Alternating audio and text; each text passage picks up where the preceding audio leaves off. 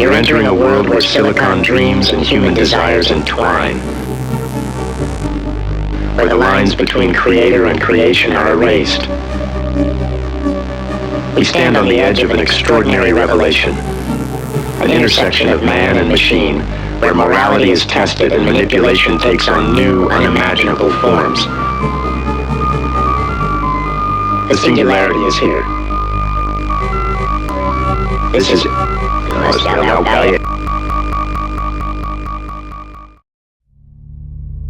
His name is Scott Anderton, a 35-year-old former accountant and, presently, a freelance bean counter who spends his time tabulating loss.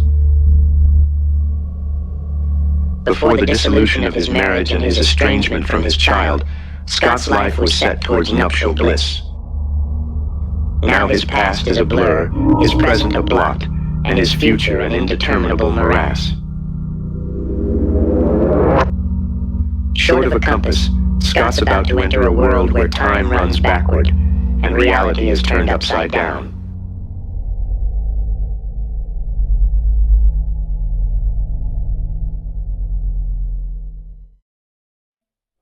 I woke up in my dingy apartment. On the surface, everything appeared to be in order. The same four walls surrounded me. The usual laws of gravity seemed to apply.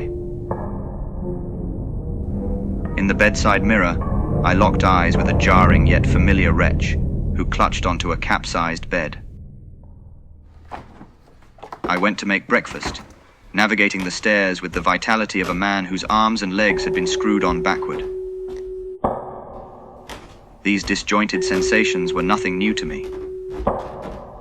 On this occasion, though, they seemed to take on uniquely physical proportions. I made it to the kitchen, poured myself a bowl of cereal, and watched with sleepy-eyed bewilderment as the milk cascaded back into the jug. Suspecting it had spoiled, I tried to shovel the dry morsels into my mouth. I maneuvered the spoon lethargically, with all the grace of a human excavator. Each time I brought the cereal to my mouth, it fell back into the bowl. At first, I chalked it down to nerves. I'd struggled to keep myself afloat of late, and now I couldn't even feed myself.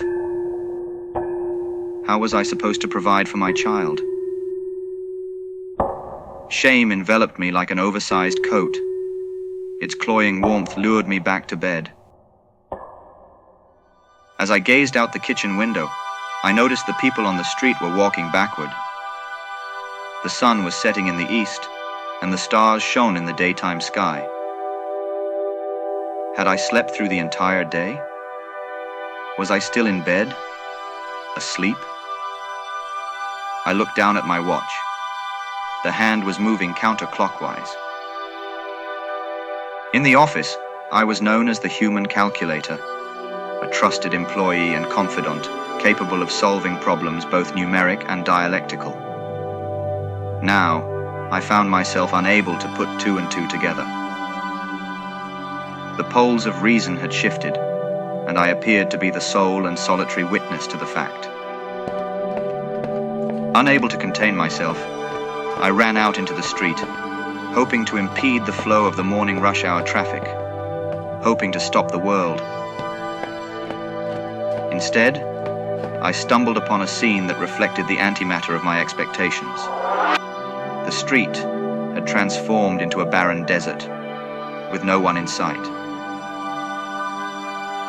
I hustled shrinks, all of whom categorized me as a grossly competent man, burdened by the pressures of an insane world. I refused their mood-altering drugs, which, they advised, worked to nullify the ecstatic and shock jolt the apathetic, a feat of alchemy that produced compliant members of society. I refused all help. Instead, I decided to take matters into my own hands. On a dreary pre-dawn morning, I clambered into my car and set GPS coordinates for the site where I intended to make my egress from this world. The concrete slab of my former employment, once a place of comfort and support, now would provide the ultimate relief. I wavered momentarily in the freezing rain before resolving to take the plunge, and found myself falling up onto a ledge of the 13-story building.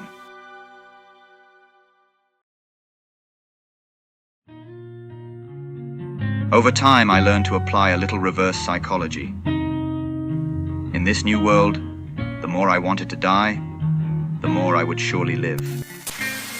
I even came to discover there were some advantages to my new life. In a world in reverse, money is earned by spending it. Dessert comes before dinner. I found that love works in reverse too.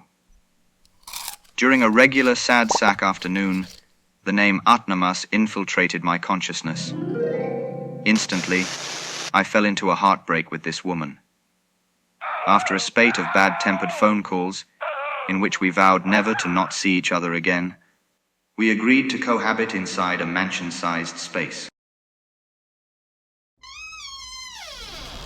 Lost and isolated within our domestic metropolis, we fortified ourselves within different sectors of the house. In the demilitarized zone, photographs of extended family members took up sentry-like positions on mantelpieces. The passive yet censorious faces of these framed bystanders silently adjudicated our marital squabbles. Time and time again, Atnamas's backward tongue filled the halls, unleashing a fusillade of insinuations. I'd respond in kind, with explosive outbursts of bitter sarcasm. Things cooled off a tad. Opting for a change, we purchased a starter home.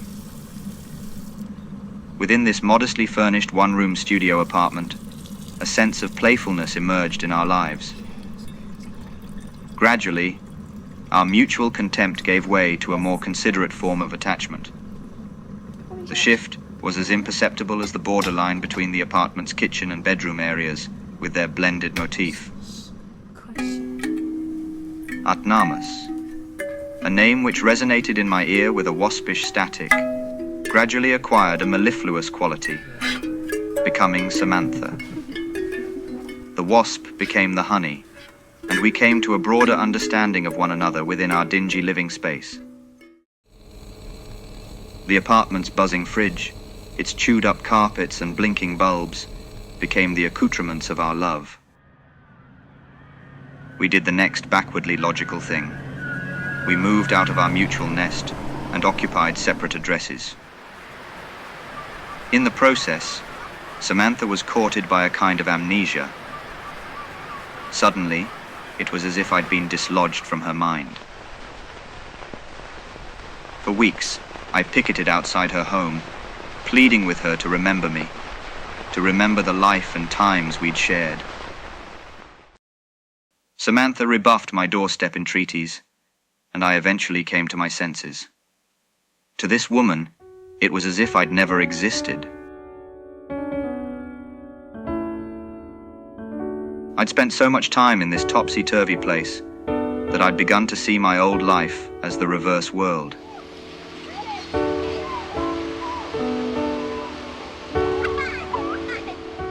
I remembered fragments of that life and memories played in my mind, like a movie on rewind. I remembered my ex-wife, my child. As I stumbled through town in a nostalgic reverie, I came across the familiar troupe of revelers on my street. These men and women, decked out in carnival colors, made a drastic change from the dark-clad bystanders of my former world, the sour-faced commuters who lunked themselves to work. Amid the floats and parades, all the glitter and confetti of the new 9 to 5, I noticed a rather abject-looking figure on a curbside, sitting at knee height to the surrounding crowd. "What's the matter?" I inquired. The young man looked up at me sullenly. "I want to go home." "But you're supposed to be happy. Everybody here is having a good time." Instantly, these words struck me as a gross affectation. Outside of confounding matters of love, I thought I'd managed to game the parameters of my new world. For the first time, I'd witnessed a scene that jarred with my backward expectations. I'd viewed this child as a blemish in the landscape, a blot that spoiled an otherwise pretty picture. And then it hit me. This backward world was of my own devising. I'd created these false binaries, segregating happy from sad, up from down. I'd ignored the substantial world in between, the subtle shades set aside from the garish poles. Worst of all, I'd abandoned my son to a world where his father appeared callously indifferent. For the first time in a long time, I contacted the mother of my child. A meeting was arranged. Tom, listen to me. I know this is hard to understand, but I come from a world that is the opposite of yours. Dad, I don't have time for this. Can't you see I'm busy? Tom, where I come from, children are cherished and loved. They're not ignored like they are in this world. Yeah, right. Like I'm gonna believe that. It's true. In my world, parents spend time with their children. They play with them. They teach them things. They don't just leave them to fend for themselves. Wow, sounds like a great world. Too bad it's not real. It is real. I know I've not been a very good daddy these past few weeks, but I'm here now. Please, speak with me. What do you want from me, Dad? You're always trying to make me feel guilty about something. I just want you to understand that I love you, and I want you to have a better life than I had. But in this world, I can't seem to get through to you. What are you talking about, Dad? This is the only world I know. I know, son, and that's why it's so hard. But please, just try to understand, in my world, things are different. I wish I could take you there with me. Dad, what's happening? What's going on? Don't be afraid, son. We're going to my world. Just hold on tight. A simple reunion between father and son and Scott Anderton's world resumes its clockwise course. Rerouting a life lived in reverse, Scott is able to provide a world for his son seldom encountered by the young man. Now, the once neglected Anderton Jr. will grow accustomed to Sunday soccer afternoons, chaperoned by his loving father. The little Anderton Jr., acclimatizing to his own world in reverse,